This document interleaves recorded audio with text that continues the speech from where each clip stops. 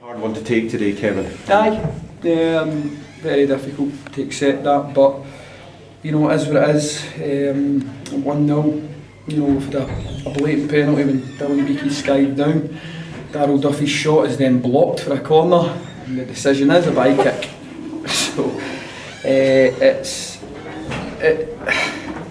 listen, officialing's a hard job, and I'm not going to come in here and say we get beat by officialing today, because we didn't. We made errors on the park as well in the second half.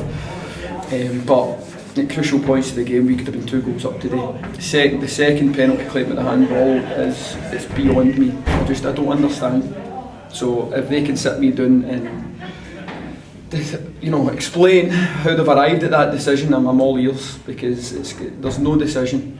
Because if we're going to run by that rule, then we have been so unfairly treated in the penalty stakes this year.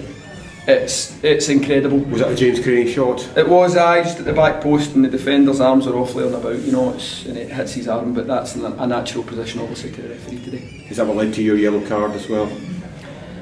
That probably, in the continuous ones, I say it's no one event. But officials seem to think I overreact because of my passion and enthusiasm and all the rest. It's not that. With a blatant penalty rejected in the first half, there's a handball. Dominique's been pushed in the middle of the park, which is a highly dangerous situation. We actually thought he'd done his knee pretty badly, hadn't he got away with it. Then he's pulled, he's manhandled from a throw-in that the linesman's watching, doesn't give anything.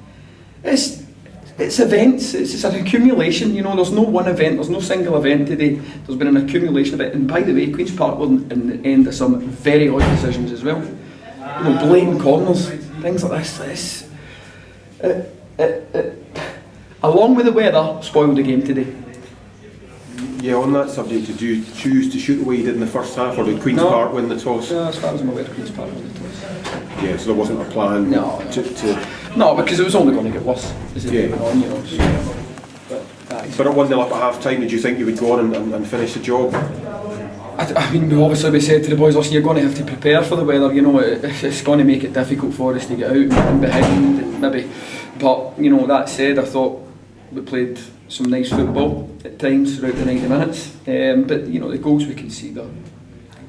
Take the first one away, the 2 goals after that are criminal, and it's so harsh, Obviously Big Nicky there, but Big Nicky's been outstanding, and he's a fine young keeper, he's got a good head on his shoulders, and I'm sure that won't affect him, because he's acquitted himself magnificently since he came in. And it's just, for me, it's just back to basics with him. Just you do what you do, son. Just come in and get on with it. James, he's obviously tired there. Big ball in the air, and he's tried to play it back to Nicky, and it's got caught. So, individual error. But again, he's given everything, and the flip side of that is he wins as a penalty, and we're up 2-0. So should have been.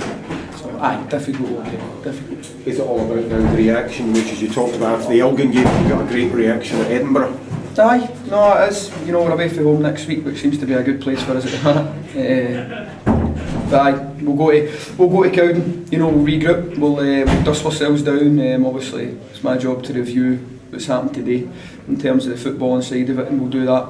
We'll watch the game back and learn from as much from it as we can, and we'll get to next week. With full belief that we can get back to winning ways. And that's what we've got to do.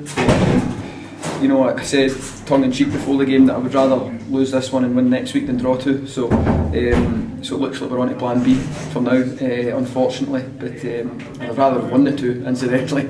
But listen, I think the end of the game there, it just wasn't to be today. It's the 2 goals are very uncharacteristic for us to lose, and as I say, we've just got to take that in the chin and move forward and quickly. No Dylan Mackin, did he pick up an injury, Kevin? He picked it up last week playing against Edinburgh. It sort of landed awkwardly. Somebody landed his arm, and I think he's hyperextended his elbow or run about there. So he's he's feeling a bit of pain on Thursday night, and it's just not right. So obviously that's why he wasn't involved. But Dylan Beakie's went in and taken his chance. He was a constant threat, scored a magnificent goal, worked his socks off, and deservedly was named the sort of stadium man of the match. So kudos to him, and hopefully that's a wee sign that he's going to now starting a wee run himself. So it's unfortunate for Dylan Mackin, but he's been really vital to everything we've done since Christmas. Played a big part, and hopefully he can come back at it as well. And might you have Kevin Nicol available for next week? Kevin obviously today was in early, did some running and striking the ball, so the news is good. It's positive on Kevin, and hopefully we'll have him at his our disposal going into next week's game, and obviously, you know, we'll look at changing things up a bit potentially, you know, tactically more than personnel I would assume. But I know it's not a great day for us today. It's a real sore defeat, and there's a few boys in there hurting, so we'll hurt until we see them on Tuesday, and then we'll pick them up and we'll go again, and we'll get them going. You know, it's important to just dust ourselves down. You know, we can't hang on to victories too long, but we certainly can't hold on to losses any longer. So it's just back to business. Thanks, Ken.